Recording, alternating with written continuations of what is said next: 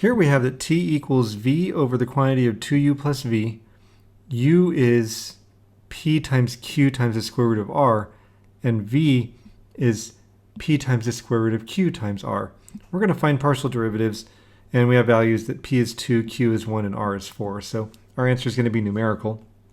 What I'd like for you to do before we get into all that, though, is two things. Set up a tree diagram for t, and then write down in symbols what all the partial derivative formulas or the expressions will look like in terms of the chain rule. So something that looks like, in the previous example we saw the partial of z with respect to x is the partial of, did I say x? The partial of z with respect to s is the partial of z with respect to x times the partial of x with respect to x plus the partial of z with respect to y times the partial of y with respect to s. I'd like for you to do that for all of the partial derivatives of t. So pause the video, come back when you're done.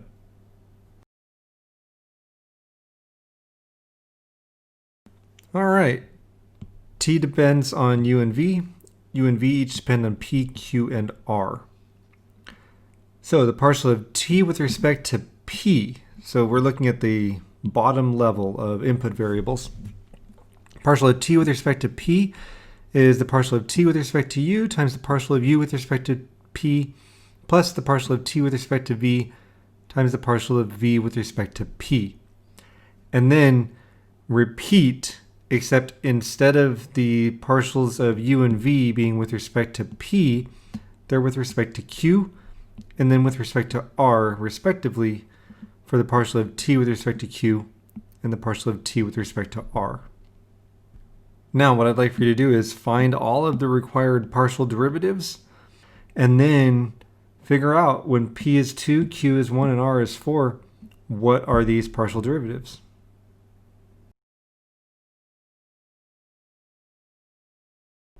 Let's see if I can help make sense of all this. The partial of t with respect to u requires only a power rule and a chain rule, right? We only have one instance of u. It's in a denominator that's basically v times 2u plus v to the negative 1. So the partial of t with respect to u is negative 2v over the quantity of 2u plus v squared. The partial of t with respect to v, since we have an instance of v both in the numerator and denominator, requires the quotient rule, and so the partial of t with respect to v is 2u plus v minus v over the quantity of 2u plus v squared. That simplifies to 2u over that denominator. And right away we can just say, look, u and v are 4 and 8 respectively. Let's see, I blew past that. When p is 2, q is 1, and r is 4, then u is 4 and v is 8. Using those values, we get that the partial of t with respect to u simplifies to negative 1/16, and the partial of t with respect to v simplifies to 1 over 32. Now we have numbers to put in place of the partial of t with respect to u and with respect to v, rather than having to write out these expressions in u and v a bunch of times. Now, whoa, there's a lot on the screen.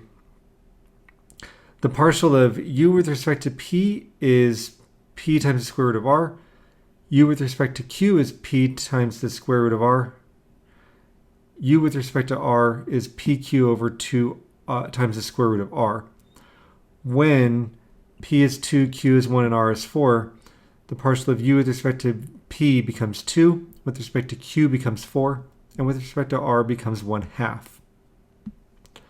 The partial of v with respect to p is q times the square root, r times the square root of q. With respect to q, it's pr divided by 2 times the square root of q. And with respect to r, it's p times the square root of q. Again, when p is 2, q is 1, r is 4, we have that the partial of v with respect to p is 4, with respect to q is also 4, with respect to r is 2. I've rewritten here the values. The partial of t with respect to u is negative 1/16. The partial of t with respect to v is 1 over 32. And here we have kind of everything put together. So negative 1/16 times 2 plus 1 over 32 times 4, that gives us the partial of t with respect to p. The arithmetic on that tells us that the partial of t with respect to p is equal to 0. All that for 0? Yeah. Who cares what the result is? We're learning a process, right? For the partial of t with respect to q, we're going to multiply negative 1/16 by 4, and then add that to 1 over 32 times 4. The result there is negative 1/8. I don't know if that would make you feel better or worse than having a result of 0. For the partial of t with respect to r, we have negative 1/16 times 1/2 plus 1 over 32 times 2. That gives us that the partial of t with respect to r is equal to 1 over 32.